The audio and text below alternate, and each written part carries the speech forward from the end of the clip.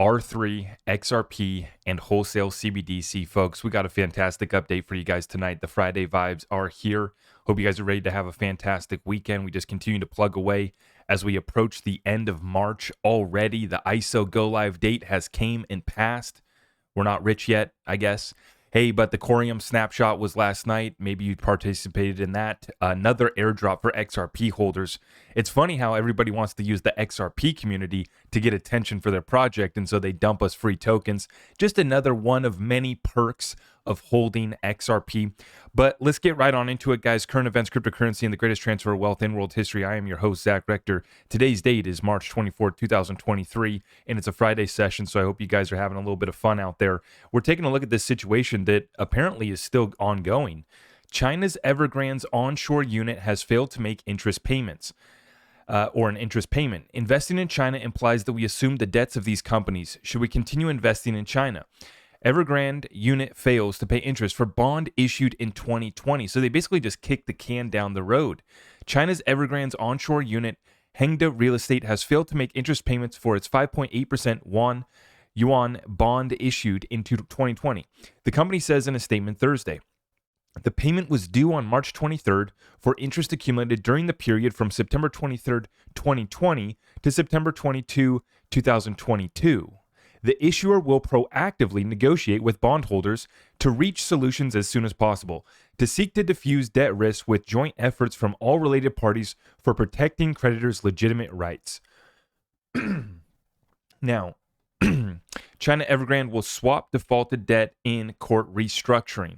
Okay, so they're under restructuring right now. This continues to be an issue, and we're gonna have to just continue to watch this. We just say, right, let all truth be revealed. There's a lot that the masses still are not awake to yet, and this process is kind of slow for some, right? This has been a decades-long process for many of us, so let's try to get everyone caught up to speed, right? But we just start to see the cabal's assets starting to fall apart, the operations getting exposed, and we just say, let all truth be revealed, right? Continuing on, let's get right on into it. Janet No Telling Yellen, getting pressed here by John Kennedy. Isn't it a fact that the president's proposed budget proposes $4.7 trillion in new taxes? Secretary Yellen, it does propose significant additional taxes, yes.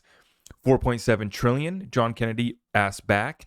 And Secretary Yellen takes a moment of pause, and then she says something like that, yes. You guys check it out right here. Okay. Isn't it a fact that the president's proposed budget proposes $4.7 trillion in new taxes? It does propose significant additional taxes, yes. 4.7 trillion? Something like that, yes. Okay. Isn't it a fact that the president had to take a second to think about it there, Secretary Janet No Telling Yellen at it again. Now, how about that, folks? Let me know in the comments down below what you think about that. A $4.7 trillion in new taxes.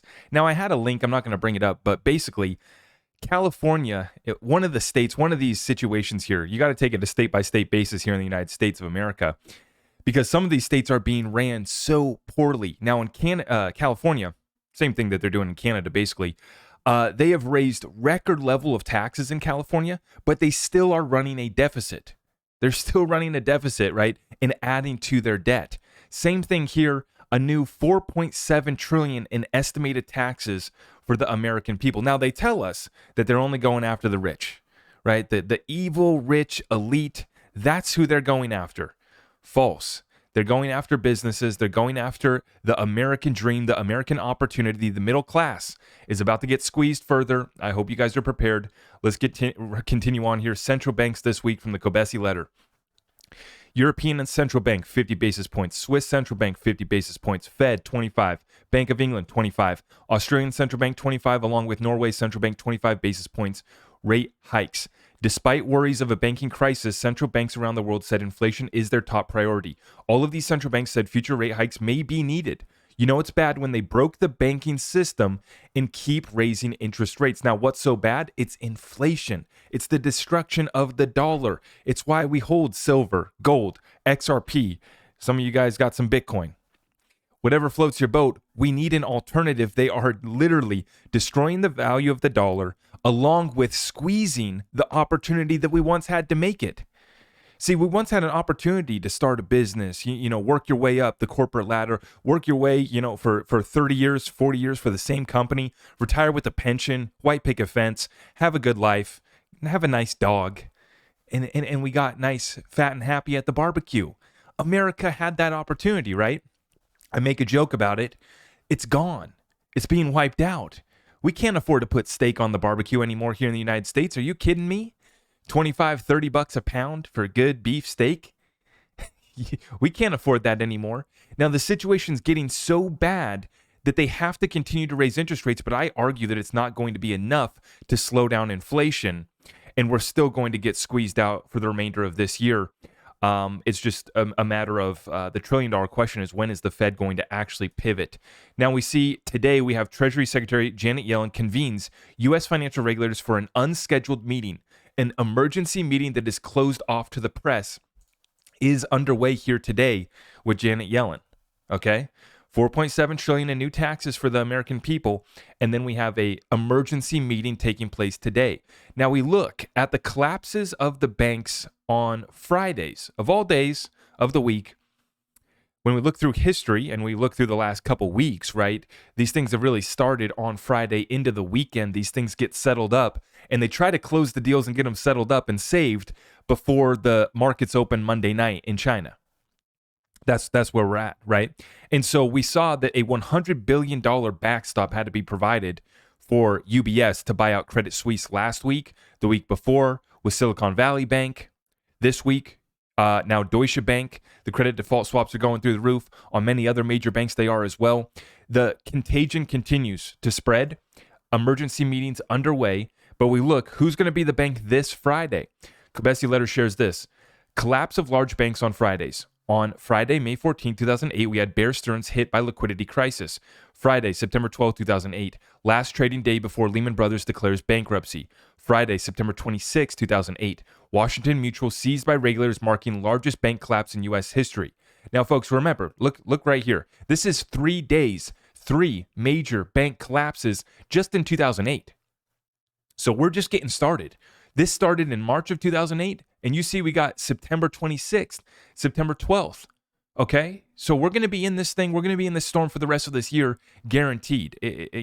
I'm not here to give you financial advice, but I'm here to be the weatherman that's telling you, yes, it's just like Jamie Dimon saying that an economic hurricane is coming when it's already on shore. It's already smashing in and basically destroyed your whole house. And he's telling you that an economic hurricane is coming. That's how these guys have been telling us. The mainstream news has been telling the masses they haven't been prepared for this, right? We were calling it a recession last year. We were warning about this for years in advance, right? And we've positioned ourselves accordingly. Now we start to see it, and we're going to continue to see this situation unfold. Here we have March 10th, 2023. It started with Silicon Valley Bank seized by regulators, marking second biggest bank failure in U.S. history. Then we also had Signature Bank seized $10 billion in withdrawals, seized by regulators 2 days later. So 2 banks seized in the same day. And then on March 17th, 2023, UBS bids for Credit Suisse to avoid its collapse. And remember, they had to get a $100 billion backstop from the Swiss National Bank for that deal to go through. And there was, I don't even know if they have found a buyer for the assets. I think they're still trying to auction off the assets. I know some of them got bought out by Silicon Valley Bank or for Silicon Valley Bank's assets. I think the FDIC is still trying to find buyers for some of the signature banks. Nobody wants to buy these balance sheets, right? Or at least if they do, they want a $100 billion backstop like UBS wanted for purchasing Credit Suisse. Now, today, Deutsche Bank credit default swaps hit 4-year high on contagion fears. So same thing happening right here. We're going to watch this one closely. Just about every large bank failure in recent history has occurred on a Friday. This can't be a coincidence. And we also want to note, too, that in the most recent liquidity injections, right, we've already surpassed the amount of liquidity that we had injected back in 2008. The weekly record that we hit in 2008, we already surpassed that this last week, okay? So The crisis is not over, and we've already had to backstop even more liquidity, which means more inflation, more destruction of the value of the dollar. When we approach this, springtime's here. As we get ready for the summertime and we want to throw the steaks on the barbecue this year, they're probably going to cost $30, $35 a pound, depending on where you're at. Right? Eggs going to $10 a dozen.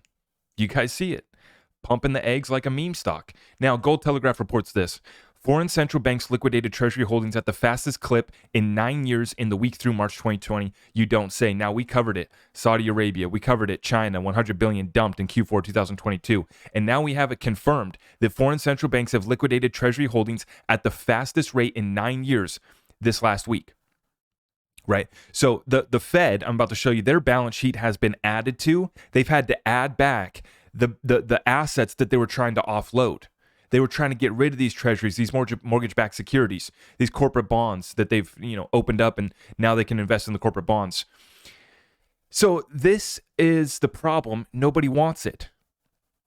So then we have to come in with the backstops. Then we just recycle it, right? We sold off these assets. Now we're buying them back.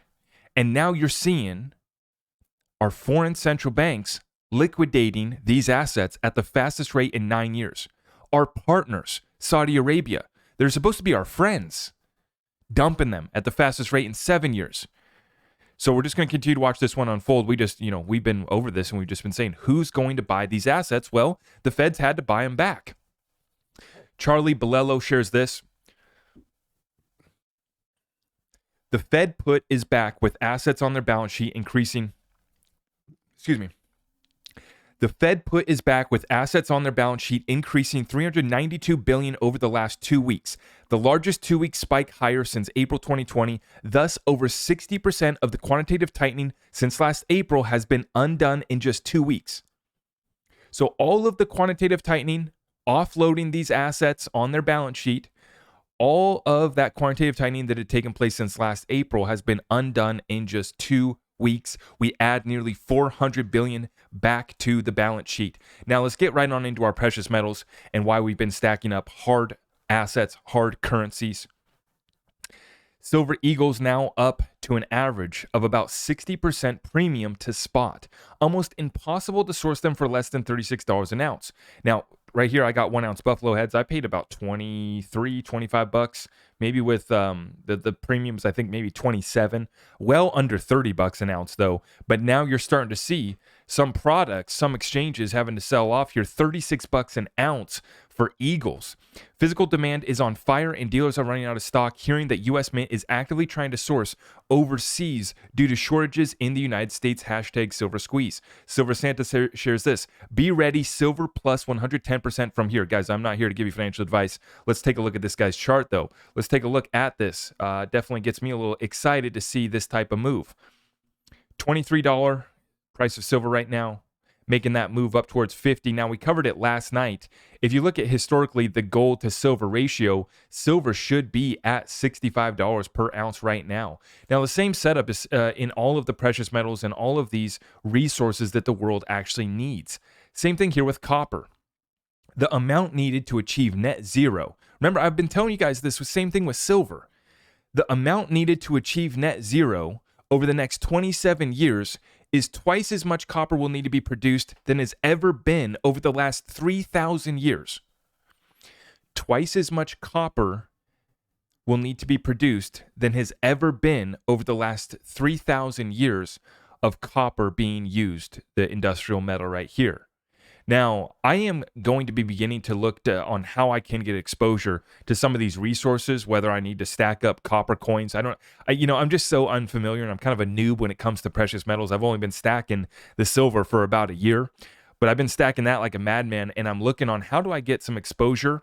I traditionally don't do equities plays, but I may be looking to see how I can get into that. And I will tell you, once I become an accredited investor, I will be looking at private placement deals in the mining and resources space for sure, because the fundamentals are unbelievable. I mean, really unrealistic. The goals that they've set for the Green New Deal are unrealistic. Now, I'm not here to say thumbs up, thumbs down on the Green New Deal and, eating crickets and enjoying that program. System, we're so good. I'm not here to give you a thumbs up or a thumbs down on that. I'm just saying, if they want to continue this route, if they have these goals and want to see them through, they're going to need more of all of these commodities. A ridiculous amount. Twice as much has been produced ever in its existence in the last 3,000 years for copper. And we're seeing the same thing with silver. Incredible, incredible setup. Now, love to see this. Why is I don't know why my keyboard stopped working. Okay, that's all right. We don't need the keyboard. India seeks to establish a mechanism that will effectively hedge exchange rate risk within the proposed rupee-based trade with United Arab Emirates. Both India and the UAE have been stockpiling gold. This is something to keep in mind. Now, I have an article on the UAE at the end of this session talking about R3, XRP, and the wholesale CBDC that they're going to be working on. But we've been talking about India imported 400 million ounces of silver just last year, and now they're looking for a mechanism that will effectively hedge exchange rate risks within the proposed rupee-based trade with the United Arab Emirates. Folks, it's so simple. It's going to be gold. It's going to be XRP. It's going to be silver, neutral, bridge currencies, right? How do you hedge exchange rate risks? Gold, silver, XRP, commodities, right? It's the only way to do it. XRP is the best because you have that instant settlement in 3 to 5 seconds. The liquidity doesn't get any better than that. And that's the liquidity that gold, silver don't provide, right? So this is fascinating. And actually, we've seen some ODL being used in India as well. India is getting in on XRP. They've been working closely with Ripple as well. And then we just continue on with this one, folks, here. Jim Rickards. Central Bank of Russia reported a gain of 30 metric tons in its gold reserves. We had covered this one yesterday, but I want to reiterate this point here that Jim Rickards is making. That's after a year of flatlining, more likely due to non-reporting than non-acquisition. Folks, they are lying about how much gold they are producing, importing, how much they're keeping for themselves. I mean, we cannot trust Russia or China or many of these other countries, even the United States, even our own country here. We don't know how much gold we have. Rosie Rios told us that we have the gold before she went to Ripple, but, we're trusting Rosie. We do, have a lot of respect for Rosie Rios, right? But we're going to have to see if we have the gold. We're going to see who has the gold. Central bank's been buying it at a record rate, fastest pace in 55 years. And then we're finally seeing the same thing happened out of China as well, where they're finally reporting that their gold has gone up. Their reserves of gold have gone up. 30 metric tons here in Russia, and then I forget what it was in China, but that was after years of basically just not reporting. Nice to see Russia back in the game. Another win for Elvira and another sanctions failure for Uncle Joe. So once again, how do you get around these sanctions? It's so important. Absolutely so important. Let's see if that works. Okay. Yeah, that's weird. Interesting. Keyboard is kind of working. Okay, so guys, basically that's the setup there for the precious metals. It's absolutely massive. It's so easy to see, and you can see even what they're reporting, it's probably half the story. And we have to remember that we already had a deficit in silver last year. We're starting to see the premiums go up. They're running out of these supplies, especially for the denominations and the coins and the bars that we're going to want to hold, right? That we're going to want to get shipped to us. Now, we have we have affiliate partners that can help you roll over your 401k retirement account, and then we also can get the metal shipped directly to you, okay? So get in touch with us, let us know how we can help you, and let's make it happen while we still can get some supply. Now, continuing on into the cryptocurrency update, here we go, folks. Crypto exchange Binance has temporarily suspended spot trading amid an ongoing issue. So we're just continuing to see the issues, the problems surrounding Binance. We're just going to have to continue to watch it. And like we say, we don't trust any of these exchanges. We get our long-term holdings off of these exchanges. I'm not trading currently, right? No trading right now for me. Just not your keys, not your crypto. Right? We don't know what games they're going to be playing. And this is why I'm not trading, is because just out of nowhere, we're down, temporarily suspending all spot trading. That's all spot trading. Just paused right now. right? And so I'm not playing games with these exchanges right now. So that's why I got my chips off to the side, and I cashed my chips out for XRP, and then I was able to actually get out of the casino, i.e., get my crypto into my cold storage wallet and actually secure it. So thank God. But we're going to wait this liquidity crisis out, and we're going to watch the continued utility ramp up over the rest of this year. Payment infrastructure news. The next major ISO 222 migration is already on the horizon. June 19, 2023, CHAPS and the Bank of England's real-time gross settlement will migrate to the ISO 222. Okay, so we continue to see, we're going to have to continue to watch this. This is the chart here. Let's see, how does that look right there? Okay, so there we have it. This process goes all the way out till November 2025, folks. And so we've just been reminding everybody, we weren't expecting the ISO pump. I was warning about the ISO dip, and sure enough, we got it. XRP then pumped like the day after. That was pretty cool. But nonetheless, this wasn't going to be a flip of the switch event for us.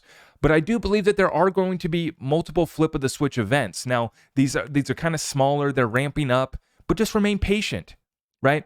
When we do break out, the next cycle takes us to a new reality, and it's going to be a lot of fun. So just chill, wait for them to get their systems online, right? We're going to be settling trillions of dollars every single day on DLT, and it's going to be a lot of fun, okay? Now, anti-welfare continuing on over in Europe, where they're actually providing a level playing field for cryptocurrency. And actually, it just came out today that Gary Gensler is actually trying to press his counterparts in Europe to actually apply Operation Choke Point like he is here in the United States over there in Europe. So hopefully they don't do that over there for you guys. But we have Anthony Welfare just finished up over there at the Paris Blockchain Week and did a fantastic job of representing Ripple. Now he's going to be heading over to Frankfurt School of Finance and Management for the Digital Euro Conference. That's going to be taking place on March 31st, okay? So right here at the end of the month, we have another one back-to-back for Anthony Welfare. You guys got it. Digital Euro Association. You already know that Ripple is a part of that. Absolutely. Ripple at all the right spots. And we have some of the best in the game representing us. Huge shout out to Anthony Welfare. Great work, my friend. Continue on. Now, speaking of the big boys and girls making moves, crypto means business is the motto of Ripple right now, right? We have the big boys and girls. While we get an economic report from the White House that crypto has no utility and it's not an effective alternative to fiat currencies, we have Wall Street preparing to custody your crypto assets, launching by Q2 of 2023. This is on the back of the news from Fidelity. This is just one after another. The big boys and girls are coming. Don't be fooled. This is not going anywhere. And we have an opportunity here to front run these institutions before they do flip the switch. This is not just, we're going to flip the switch and we go to 589 for XRP. No, this is the flip the switch moments on being able to custody your assets, being able to buy these assets before we start to turn these systems on, before they try to do all the custody for us, before they cut off all of these ways for us to get crypto through. For me, what I'm excited to see, and we're going to have to watch here closely, is how well are they going to be able to shut down DeFi? Very hard thing to do. Some argue that it's nearly impossible. So that's going to be the big what if is, are we going to be able to have these, because you can't shut down the DEX that's built into the XRP ledger, right? That network just continues to press on. You would have to take the validators offline, right, for the network to actually stop confirming. And you need an 80% consensus to actually hijack that network. So it's another DEX that I don't think they're going to be able to shut down, right? That's true DeFi that they won't be able to shut down. Now, a lot of this other DeFi you might be able to play with, but you're going to need on-ramps and off-ramps. And like I said, they're coming with Operation Choke Point to lead the way, Gary Gensler doing his job. And then they're going to come in behind them, behind Gary Gensler, and they're going to say, well, we can handle this. Now that this is all regulated, of course we can take custody of your assets and we can offer you a little DeFi. We can offer you a little return. And they know it's coming. And we've been talking here, Bank of America coming through with another one. Bank of America says tokenization of automobile titles could enable fractional vehicle ownership, allowing holders to pledge vehicle title NFTs as collateral in the real world or within DeFi protocols and increase liquidity on the marketplaces. So Bank of America understands that NFTs are much more than pictures of pudgy penguins. Now, I had put this out yesterday in response to Bank of America says it expects Ethereum adoption and usage to decelerate if the blockchain is not able to increase its throughput. I wonder what Blockchain Bank of America expects to see adoption and usage grow, hashtag XRP, right? The Bank of America understands where this goes. This is not a joke. This is not pudgy penguins. We tokenize everything. And they said at Swell Conference this year that they are ready to use XRP for a competitive advantage after the lawsuit is over. Now, we roll on over. What is XRP going to be used for by these central banks, by these big boys and girls? Let's take a look. Matthew, L-I-N-Y, huge shout out. Appreciate you, brother, for sharing this one. Matthew, L-I-N-Y on Twitter. UAE central bank partners with R3 for retail wholesale CBDC. This has the potential. Remember, guys, we're not saying this is a confirmed XRP wholesale CBDC. This has the potential. We're not going to clickbait you with this one. This is just another interesting one to look at. You guys can connect the dots yourselves. Have a little fun with the speculation. Have a good time. Unlike the thought police, I like free thought. I like free expression. Free speech is nice. You guys connect the dots for me. This has the potential to be an XRP wholesale CBDC ecosystem. XDC and other crypto platforms could be involved as well. We know the R3 Corda Settler is a blockchain agnostic platform, okay? But we go take a look at this. Central Bank of the UAE launches the central bank digital currency strategy, the Digital Dirham. There's a ceremony with G42 Cloud and R3 to mark the commencement of the implementation of the Central Bank of the UAE Central Bank Digital Currency Strategy, one of the 9 initiatives of the CB UAE's Financial Infrastructure Transformation Program. The CB UAE has engaged with G42 Cloud and R3 as the infrastructure and technology providers respectively for its CBDC implementation. Now we know that R3 is sitting on a Billy XRP, and XRP was the first token, the first settlement mechanism used on R3's Corda Settler. December 5th, 2018, R3 launches Universal Settler application to facilitate global payments on Corda XRP, the first settlement mechanism. There you have it, folks. They tried to get a 5 billion XRP amount. They only ended up settling for 1 billion after the deal fell apart with Ripple. They still hold that billion XRP as far as I know. I haven't seen any data to the contrary, okay?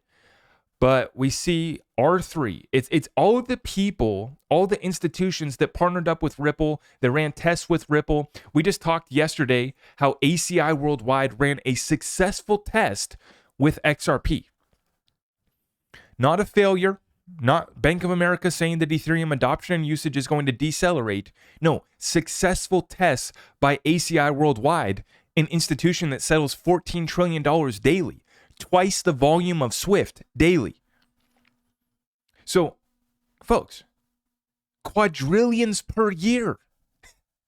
This isn't a clickbait thumbnail title, but it should be, potentially. 1.2 quadrillion. It's over a quadrillion amount settled on Swift every year. And if ACI Worldwide is doing double that on a daily basis, well, it'd be doing double that on a yearly basis. You guys can do the math and check me on that one, right? Well over double what Swift is doing on a yearly basis. That's well over 2 quadrillion in settlement per year. That's over 3 quadrillion in settlement per year between 2 networks. Mind-blowing. I mean, and people want to say that XRP can't go to previous all-time high. Good luck. God bless. Hope it works out. Now, once again, this is a potential for XRP wholesale CBDC. We don't know what they're going to pick. We do know that 2 central bank digital currencies are already built on the XRP ledger, but I want you guys to see this. This is the white paper. So we take a look at this white paper here by the Central Bank of the UAE, and I want to highlight this part. More importantly, the CBUAE aims to ensure the readiness of the UAE to integrate the payment infrastructures with the future potential tokenization world. The tokenization of the financial and non-financial activities. Folks, I mean, you guys have seen the patents, right, for basically, basically blockchain technology to track your movement, right? You could potentially be getting paid out in crypto for walking, for exercising. You're going to earn cryptocurrency. We're not talking about financial related services. Everything getting tokenized, just like Bank of America said with titles to vehicles, shared ownerships of vehicles and other forms of property, NFTs being able to do that.